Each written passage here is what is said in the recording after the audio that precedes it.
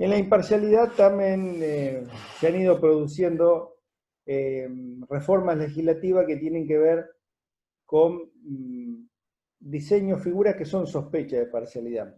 En eso tiene que ver, es lo que hoy hablamos, con todo lo que le estuve explicando hasta recién, ser pariente, ser amigo, ser enemigo, haber recibido beneficios, haber recibido dádivas, tiene que ver con cuestiones del juez como individuo.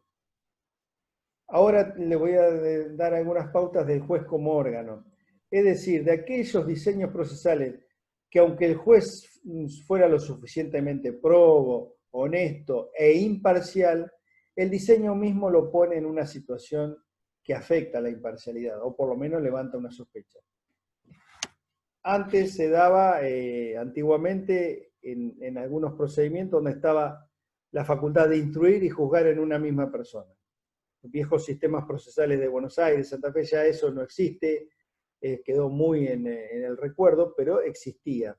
El juez que instruía, particularmente en los delitos menores, juzgados correccionales, instruía, recopilaba la prueba, hacía la prueba y después iba y juzgaba. Bueno, con el tiempo todo ese tipo de normativa fue declarada inconstitucional.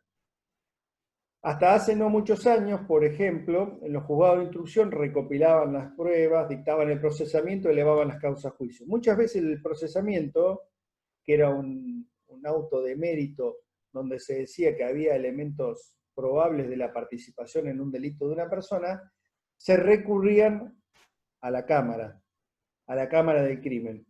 Porque yo pensaba que el procesamiento, que era el paso anterior a que a mí me elevaran a juicio, era infundado. Iba a la Cámara y la Cámara, no pocas veces, confirmaba ese procesamiento. Confirmar el procesamiento significaba que el imputado tuviera un juicio seguro. Es decir, se lo procesaba, la Cámara confirmaba el procesamiento. ¿Qué pasaba después? Que esa misma Cámara después lo juzgaba al imputado. Entonces, ¿qué se generaba? Se generaba una sospecha de parcialidad, porque era difícil, o podía pensarse que era difícil, que la Cámara volviera sobre sus pasos y además tenía un prejuicio sobre esa causa.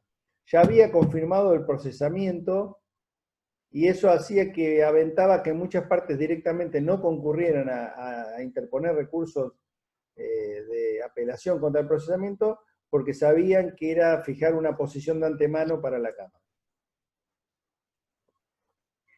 Hay un precedente de la Corte muy importante que traten de verlo, que se llama Llerena, que obligó en muchas provincias a la creación de lo que se llama un tribunal intermedio. En la provincia de La Pampa se creó el TIP.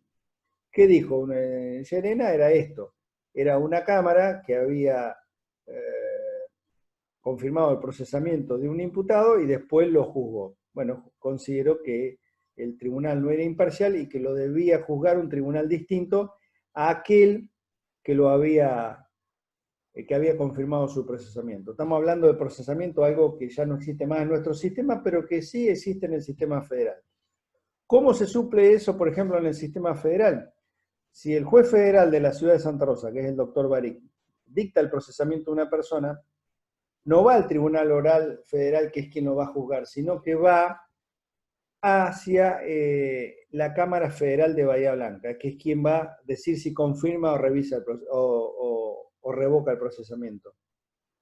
Si la Cámara confirma el procesamiento, después el que va a juzgar va a ser el Tribunal Oral Federal. Pero en nuestra provincia, hasta hace no más de 15 años, la Cámara que te iba a juzgar era la que revisaba el procesamiento. Eso fue a partir de Llerena, un fallo de la Corte, en toda la nación generalmente pasaba lo mismo, se declaró inconstitucional ese tipo de diseño procesal y se cambió. Y se creó, por ejemplo, en La Pampa, un tribunal especial, un tribunal intermedio, que es el Tribunal de Impugnación Penal. El actual Código Procesal Penal está diseñado totalmente para reafirmar la imparcialidad. Por eso, durante la investigación actúa un juez de control. Por eso, durante el juicio actúa un juez de juicio distinto al juez de control, con otro grado. Por eso el tribunal revisor es otro y por eso el juez de ejecución de la pena es distinto al juez que dictó la sentencia. Antes también pasaba eso. El juez que dictaba la sentencia, que condenaba a 15, 20, 30 años perpetua, se quedaba toda la vida a cargo de ese preso. Además de haberlo condenado, fijaba los límites de la libertad condicional, de la libertad anticipada, de las salidas transitorias. Hoy hay un fuero que, además de especializado en ejecución, que es una materia propia, también goza de esa imparcialidad de no haberlo él condenado. Lo ve un caso nuevo y lo ve con otros ojos, con ojos totalmente imparciales. La investigación en cabeza del fiscal, y antes estaba en cabeza del juez instructor, tiene ese sentido. Por ejemplo, el sistema que impera actualmente en la justicia federal, en Santa Rosa, como les decía, el doctor Barriga es juez federal, tiene esa tacha de imparcialidad. ¿Por qué? Porque el juez junta pruebas y también dicta el procesamiento, dicta resoluciones de mérito. Entonces están mezcladas las facultades de investigar y de juzgar.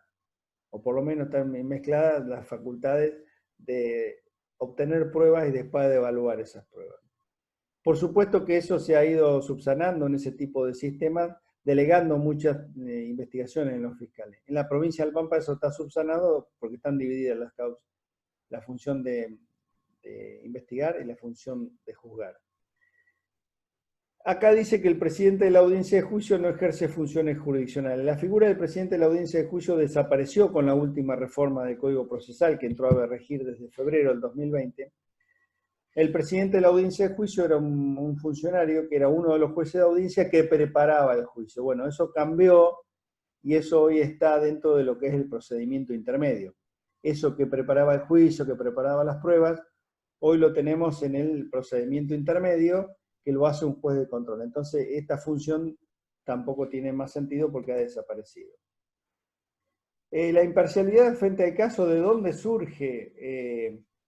Según Mayer, que es la obra que yo les recomiendo que lean, ¿de dónde surge esta cuestión de la imparcialidad frente al caso? En primer lugar, la vigencia del sistema acusatorio es muy bien regulada con la Constitución de 1853-1860 y ratificada en todas las reformas en el sistema de juicio político del presidente de la Nación, de sus ministros, de los ministros de la Corte Suprema.